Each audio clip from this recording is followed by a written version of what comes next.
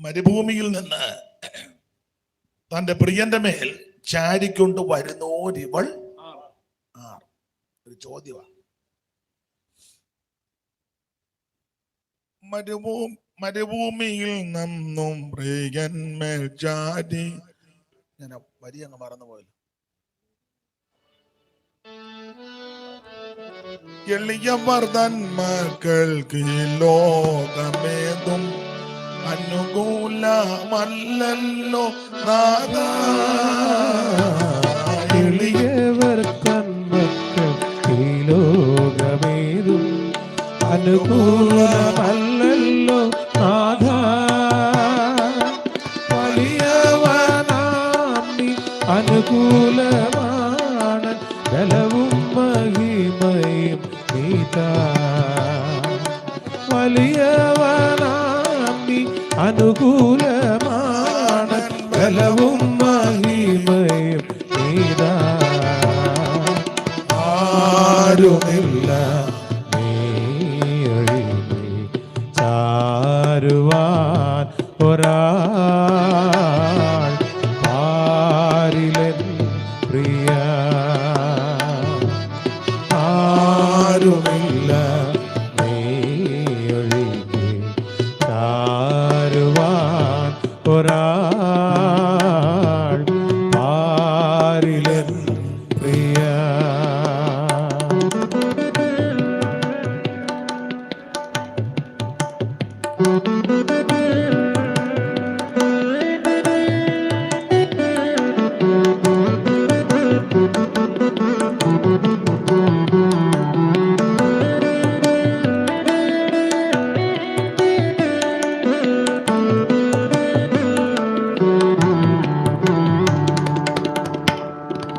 മരുവിൽ തന്നിയന്മേൽ ചാടി വരും സഭയാം കരുണി മണി ഭാഗ്യവതി തന്നെ.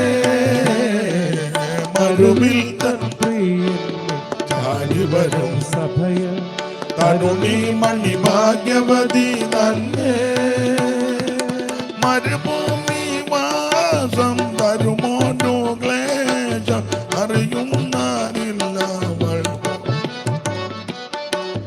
മരുഭൂമി വാസം തരുമോനോ ക്ലേശം അറിയുന്നതന്നിവൾ.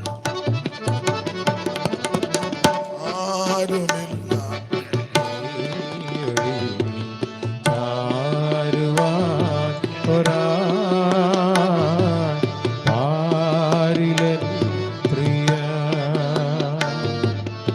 ആരുമില്ല നീയൊഴികെ ചാരുവാൻ ഒരാൾ പാരിലൻ പ്രിയ.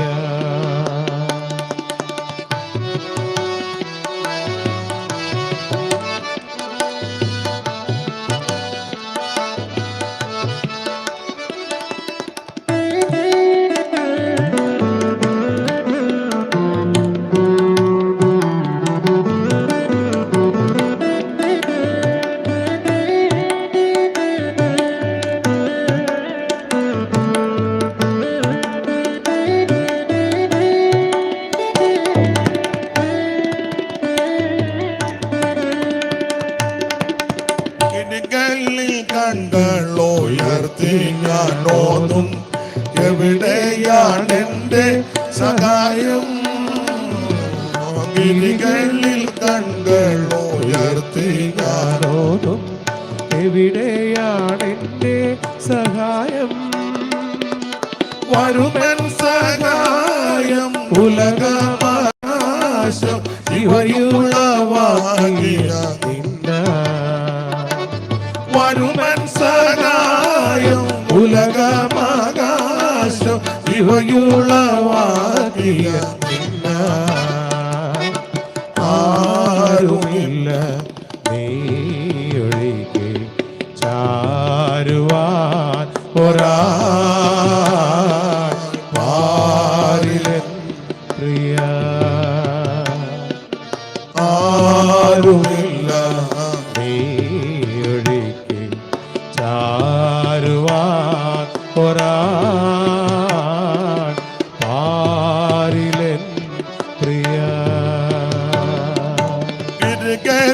കണ്ണുകൾ ഉയർത്തി ഞാൻ ഓതും, എവിടെയാണെന്റെ സഹായം? മിഴികളിൽ കണ്ണുകൾ ഉയർത്തി ഞാനോതും, എവിടെയാണെന്റെ സഹായം? വരുമൻ സഹായം ഉലകമാകാശം ഇവയുളവാകിയ നിന്ന വരുമൻ സഹായം ഉലകമാകാശം ഇവയുളവാകിയ നിന്ന ആരുമില്ല നീയൊഴികെ ചാരുവാൻ ഒരാൾ പാരിലെൻ പ്രിയ. ആരുമില്ല നീയൊഴികെ ചാരുവാൻ ഒരാൾ പാരിലെൻ പ്രിയ.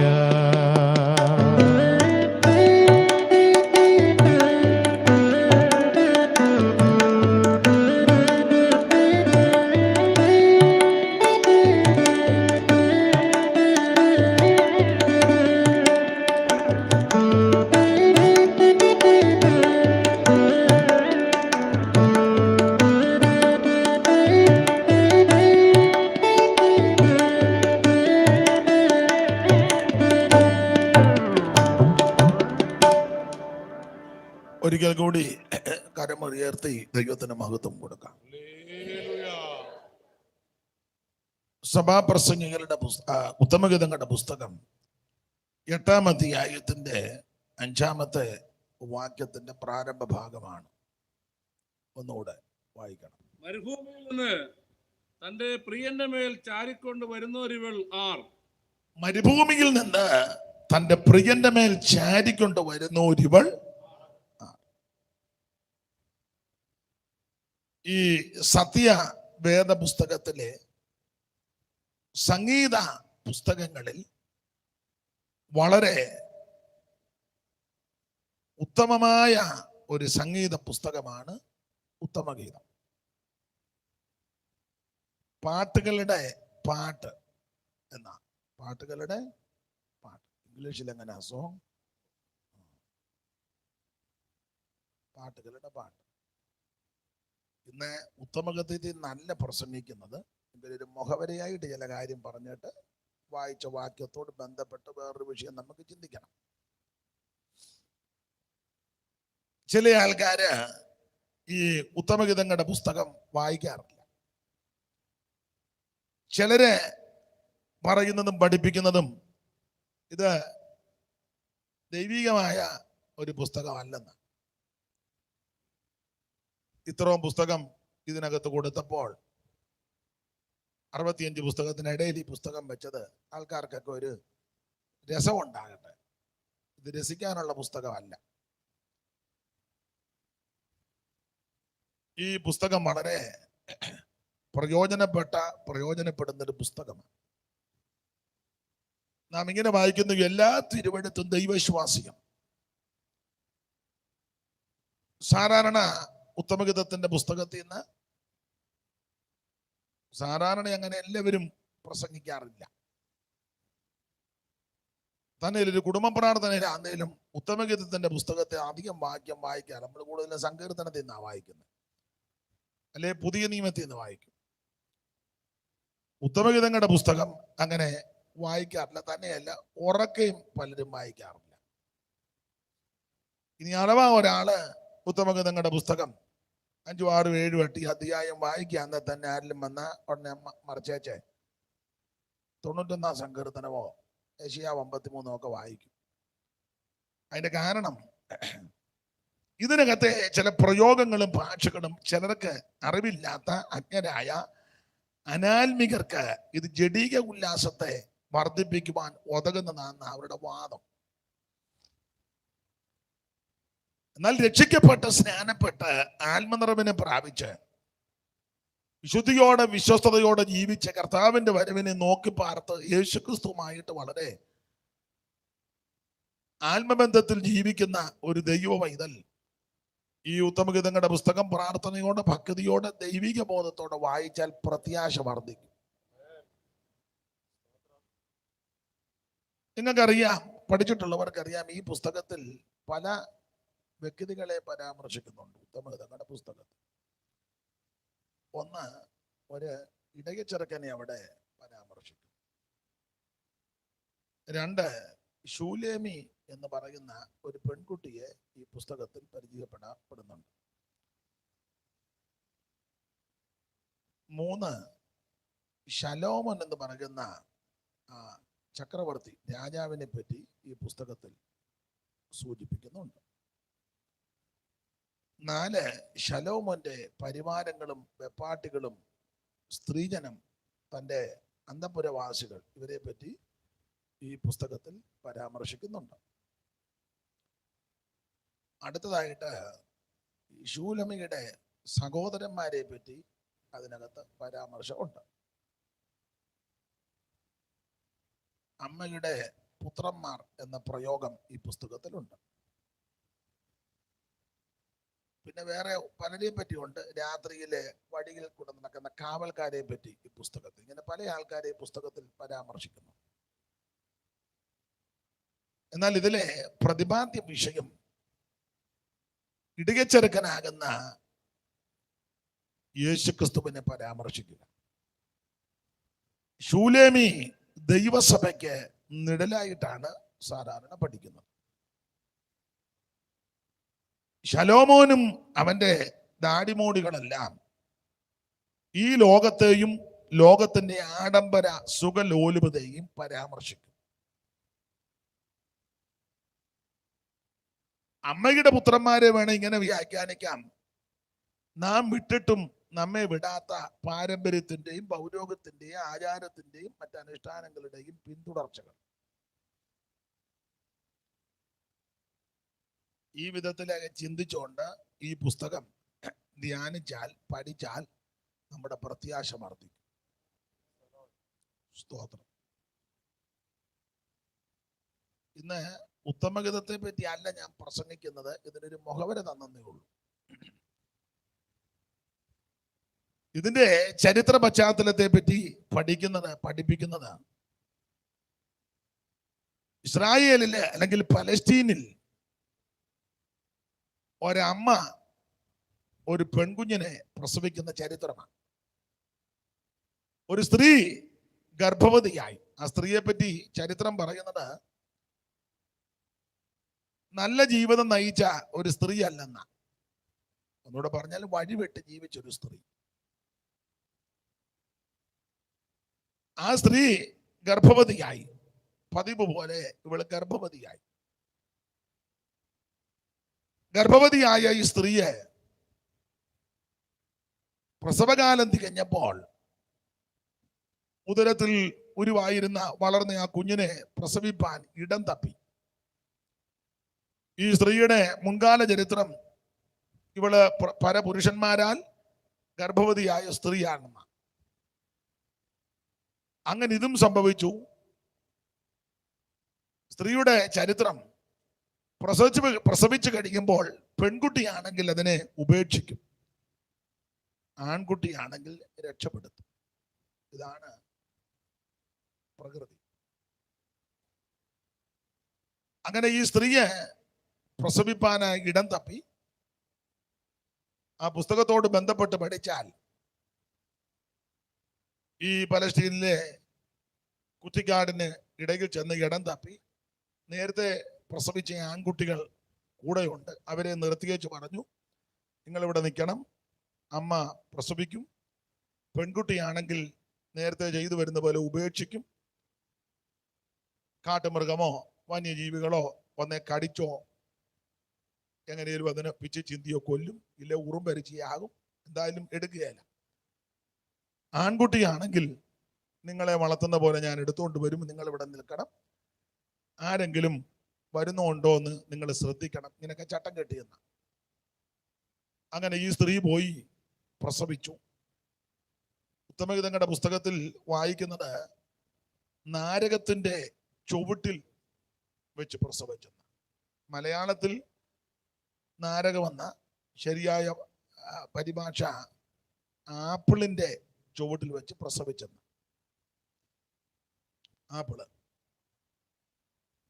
അപ്പൊ എന്തായാലും ഈ അമ്മ കുഞ്ഞിനെ പ്രസവിച്ചു കഴിഞ്ഞ അമ്മ ലിംഗനിർണയം വരുത്തിയപ്പോൾ ബോധ്യപ്പെട്ടു പെൺകുട്ടിയാണ്. മുൻപ് ചെയ്തു വന്ന പതിവ് പോലെ കുട്ടിയെ ഉപേക്ഷിക്കുവാൻ തുടങ്ങി. അങ്ങനെ ഉപേക്ഷിച്ചിട്ട് തിരിച്ചു വന്നെന്ന. നിങ്ങളെ അമ്മമാരും സഹോദരിമാരും പ്രായമുള്ളവരും എന്നെ കേൾക്കുന്നത് കൊണ്ട് നിങ്ങൾക്ക് കുറച്ചുകൂടെ കാര്യങ്ങൾ അറിയാം. ഒരു സ്ത്രീ ഒരു കുഞ്ഞിനെ പ്രസവിച്ചു കഴിഞ്ഞാൽ അടിയന്തരമായി ചെയ്യേണ്ട ചില കാര്യങ്ങളുണ്ട്, കടപ്പാടുകളുണ്ട്, ചില പ്രക്രിയയുണ്ട്. ഒരു സ്ത്രീ ഒരു കുഞ്ഞിനെ പ്രസവിച്ചു കഴിഞ്ഞാൽ അടിയന്തരമായി ചെയ്യേണ്ട കാര്യങ്ങൾ. നിങ്ങൾ അമ്മമാരായതുകൊണ്ട് നിങ്ങൾക്ക് കുറച്ചുകൂടെ ബോധ്യപ്പെടും. അടിയന്തരമായി ചെയ്യേണ്ട കാര്യങ്ങൾ എന്തൊക്കെയാ?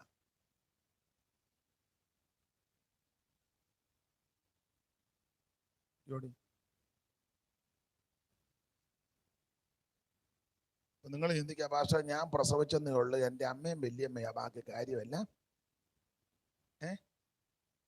ഉണ്ടെന്നില്ല. 2 ദിവസം കഴിഞ്ഞാൽ ഞാൻ വരെ കണ്ണു തുറന്നു, പിന്നെ എന്നാ ചെയ്തെന്നൊന്നും സാധ്യത കാണും.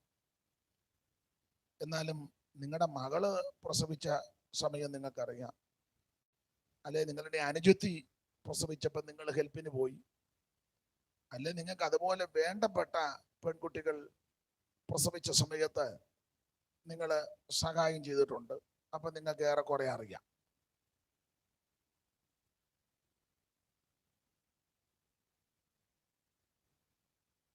പറ, ഒന്ന് രണ്ട് കാര്യമെങ്കിലും പറ. പാല് കൊടുക്കുന്നുണ്ടോ?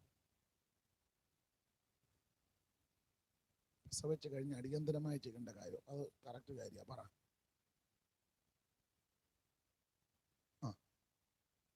പൊക്കൽക്കൊടി, പിന്നെ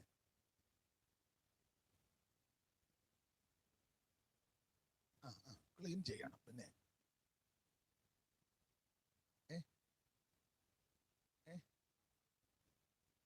പാല് കൊടുക്കണം, പിന്നെ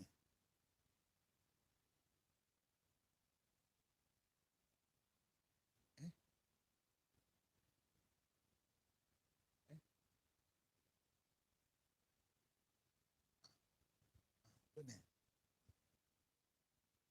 ആട്ടെ, നിങ്ങൾ ഈ 12 മണിക്ക് ഇത്രയിൽ ഒപ്പിച്ച് തന്നല്ലോ, വലിയ കാര്യം. നിങ്ങൾ ചിന്തിക്കുന്ന നമ്മൾ എന്താ പറഞ്ഞാലും പുള്ളി അത് വിട്ടും, അതുകൊണ്ട് നമ്മൾ മിണ്ടാതിരിക്കുന്നതാ നല്ലത്. അയാൾ എന്തെങ്കിലും പറഞ്ഞേച്ച് പൊക്കോട്ടെ, നമ്മൾ ആരും, നിങ്ങൾ ഒരു ധാരണ വന്ന് കാണും നേരത്തെ. നമ്മൾ എന്നാ പറഞ്ഞാലും കയറി കൊമ്പ് കോർക്കും, അതുകൊണ്ട് മിണ്ടാതെ അവിടെങ്ങാനും ഇരുന്ന് വീട്ടിൽ പോകുന്നതായിരിക്കും. അപ്പോൾ ഒരു സ്ത്രീ പ്രസവിച്ചു കഴിഞ്ഞാൽ അടിയന്തരമായി ചെയ്യേണ്ട ചില കടമകൾ, കർത്തവ്യങ്ങളുണ്ട്. നിങ്ങൾ ചിലര് ആൻസർ പറഞ്ഞു. ഒന്ന്, മൈക്ക് കുറച്ചുകൂടെ, ഇന്നലത്തെ അത്ര സുഖം വരുന്നില്ലല്ലോ, ഏതാണ്ട് കാണിച്ചു ഇതിനകത്ത്. ഹല്ലേലൂയ. എനിക്ക് ഒന്നാമത് കൊണ്ട് എല്ലാം പോയി കിടക്കുക. അപ്പൊ ശ്രദ്ധിക്കുക, ഇങ്ങനെ ഇതിന് മുമ്പേ ഇങ്ങനെ വെക്കാഞ്ഞ് ആരെങ്കിലും പറഞ്ഞ അത്രയും വെച്ച് കൊടുക്കണ്ടെന്ന്. അപ്പോൾ ഒരു സ്ത്രീ പ്രസവിച്ച് കഴിയുമ്പോൾ അടിയന്തരമായി ചെയ്യണം. അത്ര മതി, ഇനിയൊന്നും ചെയ്യരുതേ മോനെ, ഒന്നും ചെയ്യരുത്. ഇനി ചെയ്യേണ്ട കടമകള് നിങ്ങൾ പറഞ്ഞതിനോട് ഞാനും യോജിക്കാതെ അങ്ങനെ തന്നെ. ഒന്ന്, ഈ പൊക്കൾക്കൊടി മുറിച്ചു കളയണം. 2, ദൈവദാസിക പറഞ്ഞു, ഇതിനെ ഇംഗ്ലീഷിലാ പറഞ്ഞ് ക്ലീൻ ചെയ്യണം. എനിക്ക് ഇംഗ്ലീഷ് വലിയ ഭാഷയില്ല, മലയാളത്തിലാ. തൂത്ത് തുടച്ച് അല്ലെ കുളിപ്പിച്ച് വൃത്തിയാക്കണം. ഉടനെ ചിലപ്പോൾ കുളിപ്പിക്കാൻ ഒത്തില്ലെങ്കിലും തൂത്ത് തുടച്ച് വൃത്തിയാക്കണം. പിന്നെ ഇവിടെ പറഞ്ഞു, തുണിക്കകത്ത് അതിനെ നല്ല വൃത്തിയുള്ള തുണിക്കകത്ത് കുഞ്ഞിനെ പൊതിഞ്ഞെടുക്കണം. പിന്നെ അമ്മയുടെ മുലപ്പാല് കൊടുക്കുക പതിവാ. ചില സന്ദർഭങ്ങളിൽ ഇപ്പോഴത്തെ കാലമൊക്കെ ഉടനെ ചിലപ്പോ ഒത്തൊന്ന് വരികയില്ല. തന്നെയുമല്ല, കുഞ്ഞിന്റെ കണ്ണ് അടഞ്ഞിരിക്കുകയാണെങ്കിൽ പതുക്കെ തൂത്ത് അമക്കിയും അമർത്തിയും തോക്കരുത്. പതുക്കെ അത് തടകി, അത് പീളയോ അങ്ങനെയുള്ള എന്തെങ്കിലുമൊക്കെ അടിഞ്ഞിട്ടുണ്ടെങ്കിൽ അതെല്ലാം വൃത്തിയാക്കി ചെറുതായിട്ടത് ഇങ്ങനെ ചെറുതായിട്ടൊന്ന് അകത്തി കൊടുക്കണം. വലിച്ചു പറിക്കരുത്.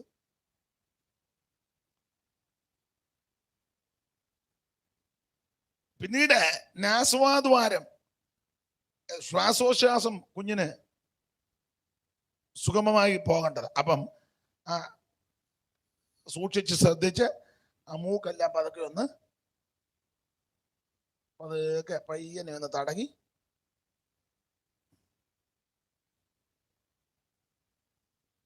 പിന്നെ പണ്ട് കാലത്ത് ഉപ്പ് തേക്കുമായിരുന്നു. ഉപ്പ് ഇപ്പം ഉപ്പിന് പകരം കൊച്ചുങ്ങൾക്ക് ക്രീമോ ഏതാണ്ടൊക്കെയാ, ഒരു മോഡേണിസം. സ്തോത്രം. പിന്നെ ചില പിള്ളേര് പണ്ടൊക്കെ ഇവരെ ഈ മിഡ്വൈഫിന് അതിനെ പണ്ട് പറയുന്ന വൈറ്റാട്ടിമാരെന്ന, ഇവിടെ എങ്ങനെ പറയുന്നെന്ന് അറിയത്തില്ല. ഇവിടെ എന്തുവാ പറയുന്നത്?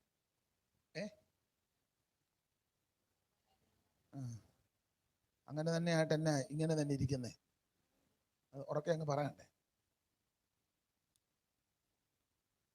അപ്പോൾ വൈറ്റാട്ടിമാര് അവര് കുഞ്ഞി കരഞ്ഞില്ലെങ്കിൽ ചെറുതായിട്ട് നുള്ളി കരയിപ്പിക്കുമെന്നാ പറയുന്നത്. അപ്പൊ ഇതെല്ലാം ഒരു കുഞ്ഞിനെ പ്രസവിച്ച് കഴിയുമ്പോൾ അടിയന്തരമായി ചെയ്യേണ്ട കടമകളും കാര്യങ്ങളും. ഞാൻ പണ്ട് ഒരു സഭയിൽ ഇത് പ്രസംഗിച്ചപ്പോൾ 2 സഹോദരിമാർ പുറകിലിരുന്ന് സംസാരിക്കും. ഞാൻ ഈ പ്രസംഗിക്കുമ്പോഴും ശ്രദ്ധിക്കും ആൾക്കാരെ. അപ്പം ഇവർ സംസാരിച്ചത് ഞാൻ കണ്ടു. സംസാരിച്ച് തീരുന്ന മുറിയാണ് ഞാൻ കാണുന്നത്. അപ്പം ഞാൻ ചോദിച്ചു, എന്തുവാ നിങ്ങൾ സംസാരിച്ചു? എന്തുവാ സംസാരിച്ചു? എന്തുവാ? അപ്പൊ അതിലൊരു സഹോദരി പറഞ്ഞു, ഒന്നുമില്ലെന്ന് പറഞ്ഞു.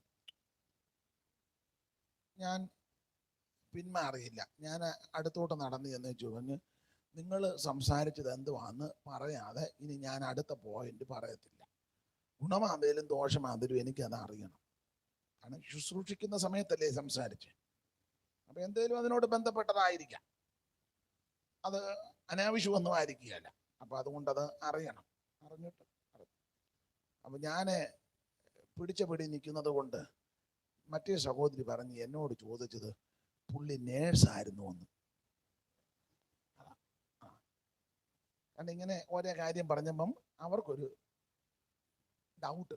എന്നെ ആദ്യമായിട്ട് കാണുക. മറ്റേ പുള്ളി നേഴ്സായിരുന്നു. അപ്പൊ ഞാൻ പറഞ്ഞു, കുഴപ്പമൊന്നുമില്ല, ന്യായമായൊരു ചോദ്യവും സംശയമാ ഉണ്ടാകാം. ഞാൻ ക്ലിയർ ആക്കി, ഞാൻ നേഴ്സല്ല. പിന്നെ നിങ്ങൾക്ക് ചിന്ത എങ്ങനെ ഇങ്ങേരിതല്ല അറിഞ്ഞത്? എനിക്ക് ഹോസ്പിറ്റലിൽ ജോലിയില്ല, ഞാൻ നേഴ്സുമല്ല, ഒന്നുമല്ല. ഞാനിത് കൂടുതൽ പറഞ്ഞത് വേറെ പുസ്തകം വായിച്ചപ്പോഴാണ്. അല്ല, എനിക്ക് മെഡിക്കൽ കോളേജ് ജോലിയൊന്നും, വേറെ പുസ്തകം വായിച്ചപ്പോഴാ ഇങ്ങനെയുള്ള നടപടിക്രമങ്ങളെ പറ്റി എഴുതിയിരിക്കുന്നത്. നിങ്ങളൊന്ന് വായിച്ചേ. ശനി വായിച്ചു, വായിക്കണ്ടല്ലോ. യെഹെസ്കേൽ പ്രവചനം 16-ാം അധ്യായത്തിന്റെ 2 മുതൽ ഒന്ന് വായിച്ചേ. യെഹെസ്കേൽ 16-ാം അധ്യായത്തിന്റെ 2 മുതൽ വായിച്ചേ. സഹോദരിമാരാരിലും എടുത്തിട്ടുണ്ടെങ്കിൽ ഉറക്കെ വായിക്കാമെങ്കിൽ വായിക്കാം.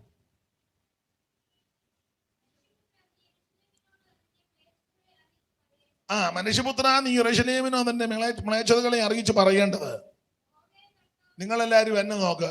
വെറുതെ കുനിഞ്ഞു കിടക്കുക, വായിക്കത്തുമില്ല, നോക്കുകയില്ല. അപ്പൊ പിന്നെ എന്നെ നോക്ക്. വെറുതെ എന്തിനാ കമന്ന് കിടക്കുന്ന, പെടലി വേദനിക്കും. അപ്പൊ ആ സഹോദരി വായിച്ചു തരും. നിങ്ങളെല്ലാരും എന്നെ നോക്കണം. വായിക്കും. എന്നെ നോക്കാം. പിന്നെയും കമന്ന് കിടക്കുക. എന്നെ നോക്കാൻ വായിച്ചു തരുന്നില്ലല്ലോ, പിന്നെ എന്തിനിങ്ങനെ? വായിച്ചേ സഹോദരി, വായിര്.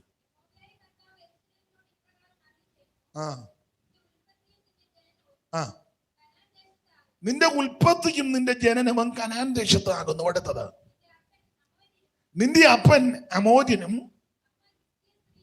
നിന്റെ അമ്മ അഹിത്യ സ്ത്രീക്കും അത്ര. അടുത്ത വാക്യം, നിന്റെ ജനന വസ്തുത. അപ്പൊ ഒരു കുഞ്ഞ് ജനിച്ചു കഴിയുമ്പോൾ അതിന്റെ കാര്യങ്ങൾ ചെയ്യുന്ന വസ്തുത, നിന്റെ ജനന വസ്തുതയോ. അപ്പൊ ജനിക്കുമ്പോ പൊക്കൾ കൊടി മുറിക്കണം. എത്ര കൃത്യമായിട്ട് എഴുതിയേക്കുന്നത്. പൊക്കൾ കൊടി മുറിച്ചില്ല. കുളിപ്പിക്കണം. കുളിപ്പിക്കാൻ ഒത്തില്ലെങ്കിൽ തൂത്ത് തുടയ്ക്കണം. വെള്ളം കൊണ്ട് തൂത്ത് തുടച്ച് നനവുള്ള തുണി കൊണ്ടോ തത്തുല്യമായ വസ്തുതകൾ കൊണ്ട് തൂത്ത് തുടയ്ക്കണം. നിന്നെ കുളിപ്പിച്ചില്ല. പിന്നെ ഉപ്പ് തേക്കില്ല. അതാ പണ്ട് ഉപ്പ്, ഇപ്പൊ ക്രീമ. ഉപ്പ് തേച്ചില്ല. പിന്നെ തുണി ചുറ്റിയിട്ടില്ല. ഇതൊക്കെ ജനന പ്രക്രിയ, ജനിച്ചു കഴിയുമ്പോൾ ചെയ്യേണ്ടതാ. അപ്പോൾ ജനിച്ചു കഴിയുമ്പോൾ പൊക്കിൾക്കൊടി മുറിക്കണം, തൂത്ത് തുടച്ച് വൃത്തിയാക്കണം, ഉപ്പ് തേക്കണം, പിന്നെ വെള്ളത്തിൽ കുളിപ്പിക്കണം, പിന്നെ തുണി ചുറ്റിയിട്ടില്ല, പിന്നെ നിന്നോട് മനസ്സലിവ് തോന്നിയില്ല, ഇവയിൽ ഒന്നെങ്കിലും ചെയ്തു തരുവാൻ. സ്തോത്രം. മതി. അപ്പൊ ഒരു കുഞ്ഞ് ജനിച്ചു കഴിയുമ്പോൾ ഈ പറയുന്ന കാര്യങ്ങളെല്ലാം കൃത്യമായിട്ട് ചെയ്തിരിക്കണം. നമ്മുടെ വിഷയത്തിലേക്ക് വരാം. ഈ പലസ്തീനിലെ ഈ അമ്മ ഈ പെൺകുട്ടിയെ പ്രസവിച്ചതിന് ശേഷം ഇത് പെൺകുട്ടിയാണെന്ന് ബോധ്യപ്പെട്ടപ്പോൾ ഇതൊന്നും ചെയ്തില്ല. ഉപേക്ഷിച്ചേച്ച് അവിടെ നിന്ന് പോയി. പുക്കൾക്കൊടി മുറിച്ചില്ല, ചോരയൊന്നും കളഞ്ഞില്ല. ചോരയിൽ കുളിച്ചിതിങ്ങനെ കിടക്കുക, ചോര പരണ്ട് കിടക്കുക. അപ്പൊ അമ്മയുടെ ചിന്ത ഒന്നെങ്കിൽ ഈ ഉറുമ്പരിച്ച് ഇത് ചാകും, അതല്ലെങ്കിൽ ഈ ചോരയുടെ മണം പിടിച്ച് മറ്റ് ഹ്രിംസ ജന്തുക്കൾ എന്തെങ്കിലും വന്ന് കടിച്ചു പറിച്ച് ഇതിനെ തിന്നും. ഇല്ലെങ്കിൽ അത് കണ്ണുമെല്ലാം പീളയെല്ലാം വന്നടിഞ്ഞ് കരഞ്ഞ് കരഞ്ഞ് കരഞ്ഞ് കരഞ്ഞ് അതങ്ങ് ചാകും. ഇതെങ്ങനെയല്ലേ സംഭവിക്കും? ഇത് ഉപേക്ഷിച്ചേച്ച് ഈ അമ്മ അങ്ങ് പോയി. ഞാൻ അധികം വിവരിക്കുന്നില്ല. ഉത്തമഗീതത്തെ പറ്റി പ്രസംഗിക്കുന്നത് എനിക്ക് ഇഷ്ടമാണ്. പക്ഷെ ഇന്ന് ആ ഭാഗം അധികം പ്രസംഗിക്കുന്നില്ല, വേറൊരു ഭാഗത്തേക്ക് വരേണ്ടത് കൊണ്ട്. ഈ അമ്മ ഈ കുഞ്ഞിനെ ഉപേക്ഷിച്ചതിന് ശേഷം നടന്നുപോയി, വീട്ടിൽ പോയി, ആമ്പിള്ളേരുമായിട്ട് പോയി. ഈ കുഞ്ഞിങ്ങനെ കരഞ്ഞ് മരണവക്ത്രത്തിൽ അകപ്പെട്ടു. ഒടുവിൽ കരയുവാൻ കെൽപ്പില്ലാത്ത വിധത്തിലാകുക. അപ്പോൾ അങ്ങനെ ഇരിക്കുന്ന സന്ദർഭത്തിൽ പലസ്തീനിൽ ആടും ഇടയന്മാരും ധാരാളം ഉണ്ടല്ലോ. ഒരു ഇടയച്ചെറുക്കൻ ആടുകളെ തീറ്റി കുന്നിറങ്ങി ഇങ്ങോട്ട് വന്നപ്പോൾ ആടുകള് മുമ്പ്, ഇടയൻ പുറകെ. അങ്ങനെ സാധാരണ. അല്ലാതെ ഇടയൻ കയറി മുന്നേ അങ്ങ് പോകുക, ആടെല്ലാം കൂടെ പുറകെ വരികയില്ല. ആടിനെ അടിച്ചു. അപ്പൊ നോക്കുക എല്ലാം കയറിയിട്ടുണ്ടോ, എല്ലാം പോയിട്ടുണ്ടോ. അങ്ങനെ ഇടയ ശുശ്രൂഷ അങ്ങനെ. ഇപ്പോഴത്തെ മിക്ക ഇടയന്മാരും സ്വന്തം കാര്യം നോക്കി നല്ല വഴി തിരഞ്ഞെടുത്ത് അവരങ്ങ് പോവുക. ആട് വരുന്നേ വരട്ടെ, അല്ലെ ആടട്ടെ, അവരവരുടെ, ഞാനും എൻ്റെ ഭാര്യ എൻ്റെ മക്കളും രക്തം ചെയ്യും. ആട് വരുവോ, തിന്നുവോ, കുടിക്കുവോ, ആട് കിടക്കുന്ന എവിടാന്ന് അറിയാൻ മേല, എങ്ങനെയാ കിടക്കുന്നെന്ന് അറിയാൻ മേല, കൂട്ടിലെല്ലാം കയറിയോ എന്ന് അറിയാൻ മേല, തീറ്റ കിട്ടിയോന്ന്, ഏതിനാ കിട്ടാത്തത്, ഏതിനാ കിട്ടിയത്, അത് വെള്ളം കുടിച്ചോ, ഇത് വെള്ളം കുടിച്ചില്ലയോ. ചില ഇടയന്മാർക്ക് അതൊരു എന്താ ആടിനെ പറ്റി ഒരു ഉത്തരവാദിത്വം ഇല്ല. വലിയ വലിയ സഭകളിൽ, ഇവിടുത്തെ എനിക്ക് അറിയത്തില്ല, എന്നോട് പറയുകയും വേണ്ട, വലിയ വലിയ സഭകളിലൊക്കെ ശമ്പളമാ പാസ്റ്റർമാർക്ക്. അതുകൊണ്ട് അവർ മാസാമാസം ശമ്പളം മേടിക്കുക. ആട് കുടിച്ചോ, കഴിച്ചോ, ഗുണമാകുന്നുണ്ടോ എന്നൊന്നും അവര് ശ്രദ്ധിക്കാനില്ല. 3 വർഷം അവിടെ ഇരിക്കുക, കൂടിൻ്റെ അവിടെ ഇരിക്കുക. പിന്നെ ഒരു 3 വർഷം കഴിയുമ്പം അടുത്ത കൂട് നോക്കി പോവുക. എറണാകുളത്ത് ഒരു 4 വർഷം 3 വർഷം ഒരു കൂട്ടിൽ വാതിക്കലിരുന്നു. അത് കഴിഞ്ഞപ്പോൾ കോട്ടയത്ത് നല്ലൊരു തൊഴുത്ത് കിട്ടി, അവിടെ പോയി ഇരുന്നു. ഇനി ശമ്പളമായതുകൊണ്ട് ഇവർക്കും വലിയ ഉത്തരവാദിത്തമില്ല. ആട് കുടിച്ചാലും കഴിച്ചാലും കുടിച്ചില്ലെങ്കിലും ഇവർക്ക് കിട്ടാനുള്ളത്, നിങ്ങളോട് ഇത് പറഞ്ഞിട്ട് വലിയ കാര്യമില്ലെന്ന് എനിക്കറിയാം. പിന്നെ നിങ്ങൾക്ക് അത്ര ഗ്രഹിക്കാൻ ചിലക്ക് പറ്റുന്നില്ലെങ്കിലും ചിലപ്പോൾ ഇതിനകത്ത് ഓൺലൈനിൽ ചിലപ്പോൾ 5-8-10 പേര് കാണും.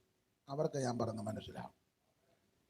ഇപ്പൊ പിന്നെ പാസ്റ്റർമാർക്ക് ശമ്പളമായിട്ട് ഞാൻ 1-ാം തീയതിയോ 2-ാം തീയതിയോ കൊടുക്കുകയും വേണ്ട. ഇപ്പൊ ഈ മൊബൈലിൽ തന്നെ ഇത് ചെയ്യുമല്ലോ. അതിനെന്നാ പറയുന്നേ, ഏതാ, ഗൂഗിൾ പേ കേട്ടിട്ടില്ലേ? പിന്നെ ഒരു പ്രതികരണം ഇല്ലാതിരുന്ന് അത് മാറ്റിക്കണം. ആളിനെ ഒന്ന് കാണും, ഇത് മാറ്റാം. ഇനി പേടിയാന്ന് വെച്ചു, ആളിനെ ഒന്ന് അറിയാന്. സ്തോത്രം. ഗൂഗിൾ പേ. ദൈവത്തിന് മഹത്വം. ആടുകളെ പറ്റി യാതൊരു ഉത്തരവാദിത്വമില്ല. എന്നാ ഒരു ഇടയൻ അങ്ങനല്ല. ആടുകളെ പറ്റി നല്ല ഉത്തരവാദിത്വം വേണം. വെള്ളം കുടിക്കുന്ന ആടാന്നോ, തീറ്റ തിന്നാത്ത ആടാന്നോ, അയവറക്കാത്തത് വല്ലതും കിടപ്പുണ്ടോ, ഇടി ഉണ്ടാക്കുന്ന മുട്ടൻ വല്ലു മുട്ടനുണ്ടോ? മുട്ടനാട് ഇടി ഉണ്ടാക്കുന്ന മുട്ടനുണ്ടേ. മുട്ടനുണ്ടെങ്കിൽ അവനെ സെപ്പറേറ്റ് മാറ്റി കെട്ടണം, മറ്റേ ആടിന്റെ കൂടെ വിടരുത്. ഇവൻ കൂടെ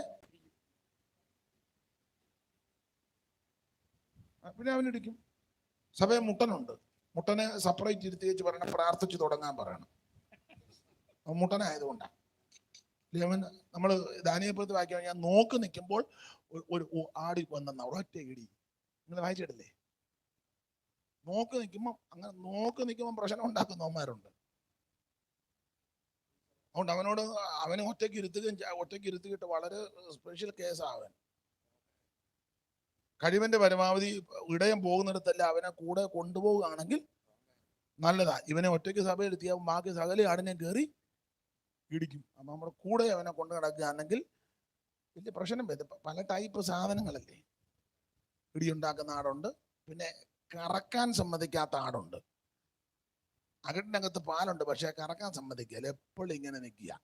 ആത്മാവിലാന്നാ പറയുന്നത്. എപ്പോഴും ഇങ്ങനെ അടങ്ങി നിന്നാലേ നമുക്ക് കറന്നെടുക്കാൻ പറ്റുള്ളൂ. ഇതെപ്പോഴും ഇങ്ങനെ അവിടെ യോഗം, ഇവിടെ യോഗം, ക്രൂസൈഡ്, മറൈൻ ഡ്രൈവ് ക്രൂസൈഡ്, അവിടെ ക്രൂസൈഡ്, ലോക്കൽ സഭയെ കാണത്തുമില്ല. കറന്നെടുക്കാൻ മനസ്സിലാകുന്നില്ലായിരിക്കും. സ്തോത്രം. പിന്നെ വേറെ ഒരാടുണ്ട്, തന്നെ കുടിക്കുന്ന ആടാ. അത് തന്നെ കറക്കുക, അത് തന്നെ കുടിക്കുക. അത് ഞാൻ പിന്നീട് ഒരിക്കൽ പറയാം. എന്നാലും നല്ല ഇടയൻ ഈ ആടുകളെ പറ്റി നല്ല ഉത്തരവാദിത്വം വേണം.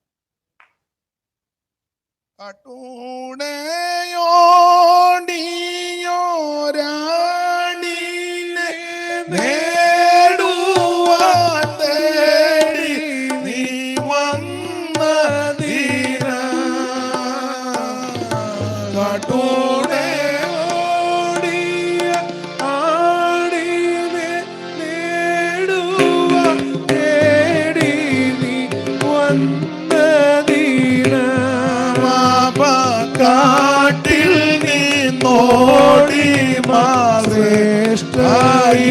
ശ്രേഷ്ഠയിടയനെ പാപീതാ വരുന്നു.